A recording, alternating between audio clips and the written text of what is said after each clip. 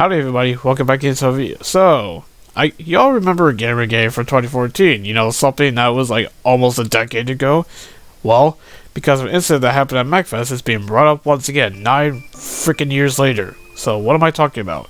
Well, there was, I guess some people involved in the event, did a little joke, decided to have some fun and poked a joke that was an obvious joke at Kotaku, and it got so much attention that journalists were crying about it on Twitter. So much so that VGC decided to make an article on the whole situation. So let's actually read that article. Gaming event MacFest received criticism for using public signage appearing to mock the gaming website Kotaku after the public issue reported on incidents of COVID at last year's show. MacFest, which is currently ongoing, has panels and events centered around gaming and music culture. I think that's pretty awesome. But anyway, this year's event, which began yesterday, has drawn attention on social media after the attendee noticed a reference to the gaming website. Posted on Twitter by the attendee, the sign lists the directions of various attractions of it, before ending with a listing for Kotaku's journalistic integrity next to a 404 not found icon. An obvious joke, poking fun at Kotaku, haha, because your integrity is so low, we're gonna, poke fun at it, haha. But anyway, continuing. The post rapidly gained traction on Twitter, with some service members of the gaming industry and media condemning it, particularly as a perceived reference to the Gamergate movement. Kotaku was also at the center of it. In 2014, the movement fostered harassment of women and minorities in the gaming industry, with specific focus paying attention to Kotaku during a false allegation that a staff member favorably reviewed a game to a relationship with the developer. The movement, which largely emerged from 4chan and Reddit, would go on to become a large part in sparking the alt-right movement. It's also been noted by some that Kotaku reported last year on MacFest allegedly serving as a spreading event for the Omicron variant of COVID-19. It's been suggested that coverage of the incident is what could have led to the seeming retaliation. Frank, I can't say that last part, co-director of the Video Game History Foundation, referred to the sign as a dog whistle, which uses suggestive language to garner support from a particular group without provoking opposition. He said that he was due to give a pair of talks at MacFest, and now felt less excited about them. These red footprints! Oh my god!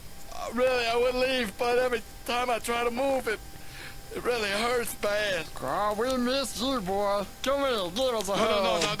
No. Okay. Oh, yeah, okay. Before we kind of get into the responses, I just gotta ask. VGC, I gotta ask you. Like, I've got no problem with you, but why did you make an article on a joke? What, because a journalist on Twitter were crying about it? Really? Come on, man. You all gotta have better integrity than that. Gee, and you wonder why websites like Kotaku are being seen as a joke in terms of their integrity. Because when they do write articles like this. Gee, and you wonder why. As I'll keep repeating myself later on in the video, but anyway, what are some journalistic reactions to it? As you're about to find out in a minute. So we have this. We have Jennifer/Aster at, I probably said that wrong, I apologize, at MacFest. Rolled eyes emoji, rolled eyes emoji, rolled eyes emoji. Hashtag MacFest.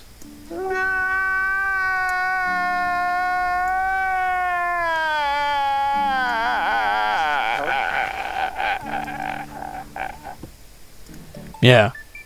But when you actually go to her profile, it says that it doesn't list that she actually writes articles. It sounds like she's more of a podcaster. But anyway, why are you mad? Because I guess a journalistic website is being made fun of over the stuff they do with that particular website, where they write stupid dumbass articles. And why do you think last year when Game Pass, Game Pass ratio the living fuck out of them? Gee, and you wonder why Kotaku is seen as a joke. I mean, let's be really honest here. They've been seen as a joke ever since Jason Schreier left a couple years ago. I think it was like maybe 2018, 2019 period that he left, maybe, or a little later than that. So, and let's be real. Like when he left, like their integrity really went downhill so fast. Because let's be real here. He's one of the most reliable, journalists in the industry. I may not agree with him at times, but when he actually does like the nitty gritty, he does a good job. I will fully admit that. But anyway, now let's get into another reaction. We have Patrick Keplik, who writes for The Waypoint, I guess, which is a collection of websites, but whatever. He wrote, "Hey, this sucks. What's the deal at MagFest?" And here is, I guess, somebody who's in charge of the event. Here's what they had to say in response. "Just a friendly chat, we still love Kotaku. I'll put up a little heart and a chick on the side so people know it's in jest.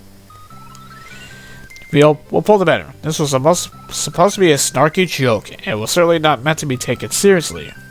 All of our nav banners have little shitposting messages on the bottom. It was not a reference to anything in particular, though. Certainly not GG. Sorry to Kotaku." Read from sheets. I am Sofa King. Sofa King. We Todd Ed. We Todd Ed. Come on, why did you apologize to it? It was, what, because people are so sensitive and answer by an obvious joke that made fun of a gaming website that has, like, little to zero no integrity?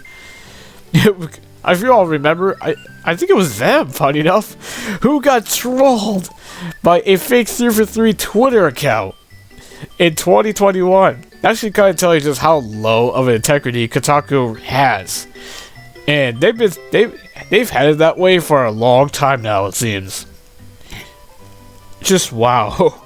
It kind of doesn't end there. We're going to look at one last tweet from Patrick, who tweeted this. But first off, before we get into the tweet itself, I gotta give him a shout out to Oh No It's Alex, who did his own video on this topic, because I tried to find the tweet on Patrick's Twitter account, but he seems to have deleted it or something, so I'm grateful that Alex kind of have a screenshot of it and put that in his video on the whole situation. So if you like the fanboy salt videos that I do, I would recommend checking him out, because he also does, great work with the Salt videos. He also covers other video gaming topics as well.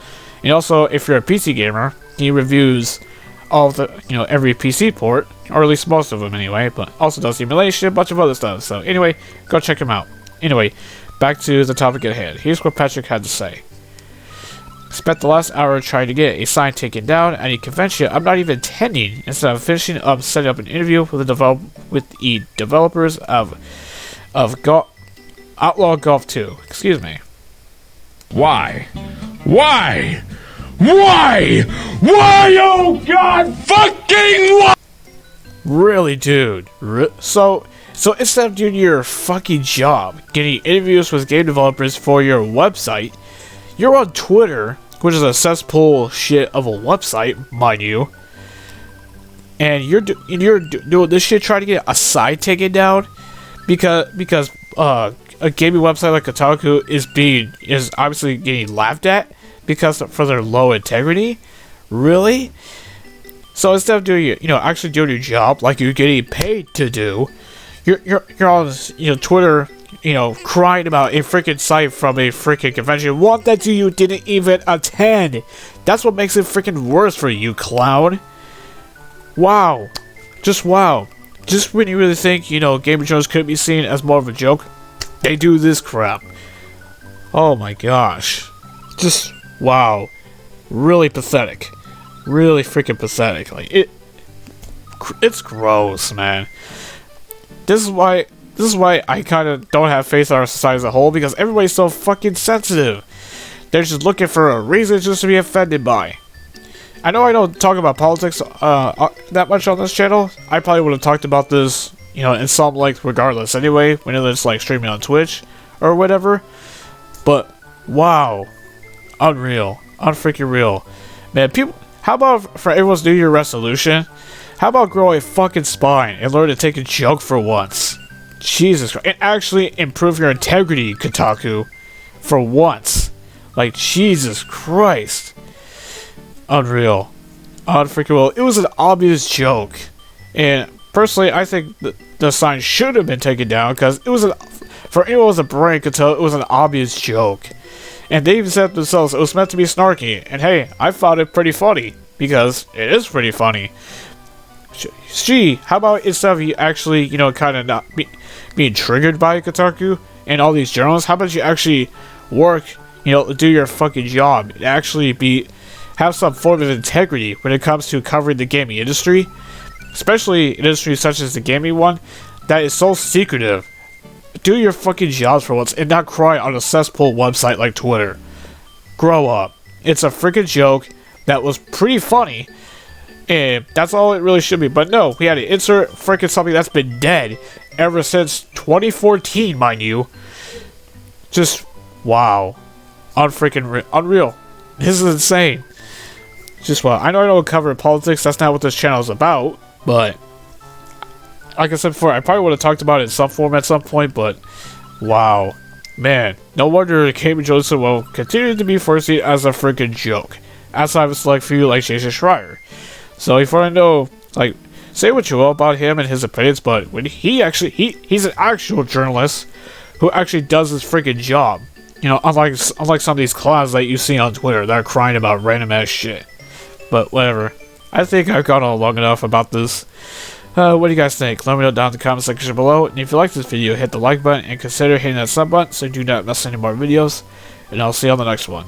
Till then, have a good one.